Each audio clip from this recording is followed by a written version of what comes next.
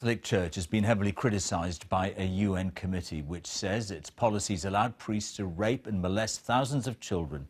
Following an inquiry, the committee accuses the Church of being more interested in its reputation than the well-being of children. Our religious affairs correspondent Robert Piggott reports. In less than a year, Francis, the People's Pope, has transformed the image of his church. Now comes a hammer blow to its reputation.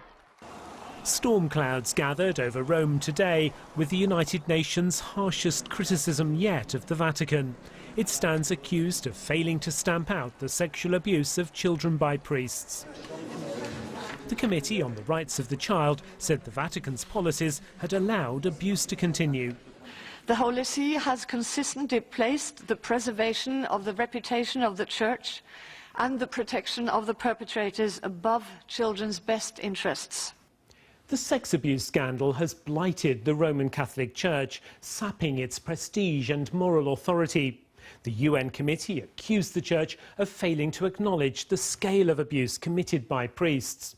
Among many official reports, one recorded more than 4,000 priests credibly accused of abuse in the United States over a 50-year period. Another said sexual and psychological abuse was endemic in Catholic-run industrial schools and orphanages in Ireland for most of the 20th century. I am absolutely still very concerned about the safety of children around the world at the hands of Catholic clergy. We know that a lot of information is held about them both at the Vatican and in dioceses around the world, and the Church must hand that information over to the authorities if they are to gain the confidence of Catholics as well as the rest of us. Some Catholics insist that the Vatican has imposed a duty on bishops around the world to report all cases of abuse to the police. On the whole, virtually every country, I think, is now up to speed. There are some in Africa and Asia where there continues to be work to be done. But the Holy See has been a catalyst for best practice. The idea that in some way it has been an obstacle to that is just a myth.